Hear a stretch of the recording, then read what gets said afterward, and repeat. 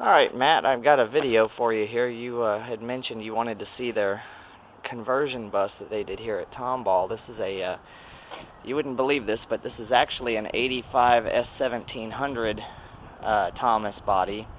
The body is still 85, but they've done a little change to the front. This is actually a 93 chassis.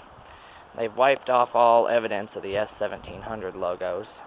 This was originally a 392, but it now has a 7.3 liter in it.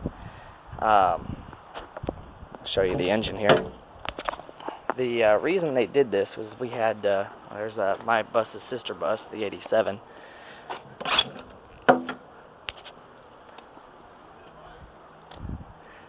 The reason they did this was because we had a 93 Carpenter body that did not pass the roof weld integrity tests, and this 85, which is a nice Thomas, would not pass emissions.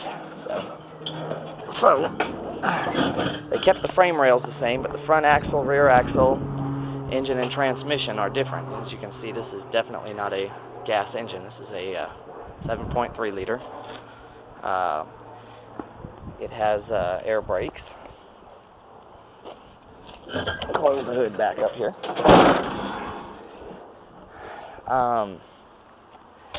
It does not. It also has 22.5-inch bud hubs. Said it came with 20s on the plaque, but it's actually 22.5. The pull cord there, it doesn't have a dryer on it, so this is how you let the air out. Let me go around the other side real quick. It has the front turn signals up below the windshield there. They're arrows. Let me turn the lights on here. It has a light monitor in it, and it has the 90s style 3700, 3800 steering wheel gauge cluster. It has the old style shifter still in it. Surprised it doesn't have a white button, but it doesn't. This bus also received a brand new floor. It's a 71 passenger. A Bostrom air ride seat. So, turn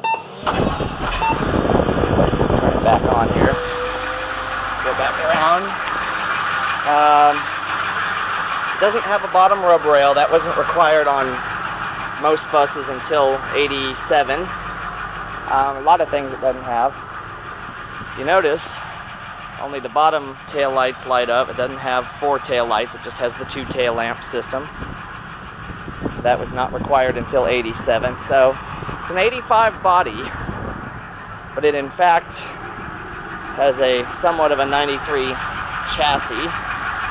So it's a cool bus. Another interesting feature on this bus is, turn the stand off so you can hear me. When you turn the red loading lights on, you can actually hold, since it has the old mechanical Bader Brown flasher in it, you can flip the ambers and the reds on at the same time. I don't know if you can see in the mirror there. Maybe you can, maybe not, but they're both flashing. Actually, there you go, right there. You can see in the reflection on that bus right there. So, but yeah, so figured you'd want to see this.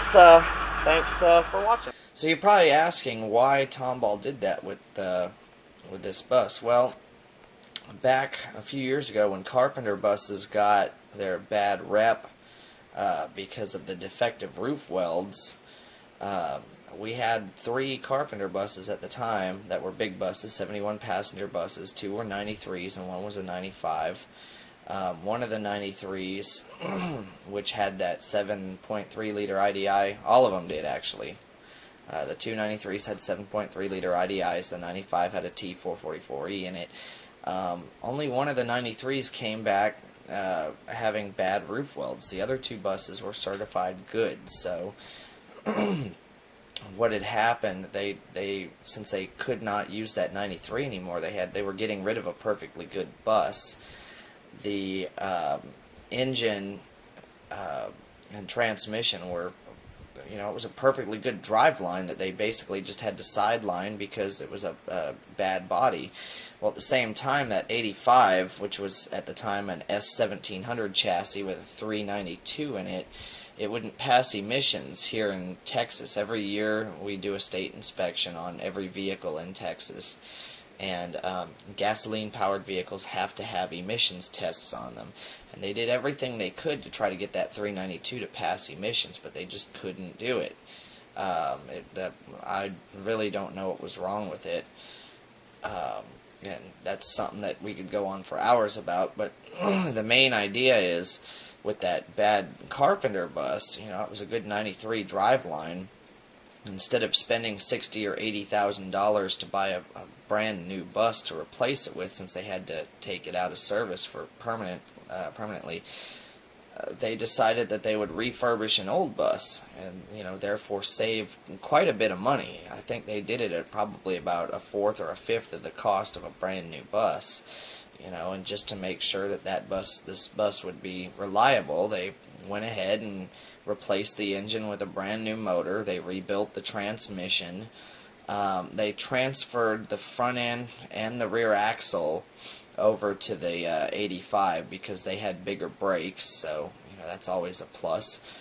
And then for cosmetic, I guess, they transferred the 3700, 3800 hood, and then the steering wheel and the gauge cluster, and they did a flawless conversion, I might add. When you get in this bus, you would never be able to tell that it was a gas bus, other than right by the shifter and the throttle lock there's a choke knob position. There's no longer a choke knob there, obviously, because you can't choke a diesel. But anyway, so that's why they did this, and it saved the district a lot of money, and it made a very nice bus out of it. The person that drove it for its first 2 school years, he wouldn't have any other bus. And he came from driving brand new buses with air doors and PA systems and all that to go into this older bus, and he really liked it. So unfortunately, he's no longer with us anymore. He passed away a few years ago. But anyway, so that's the explanation behind this bus. Hope you enjoyed it, and thanks for watching.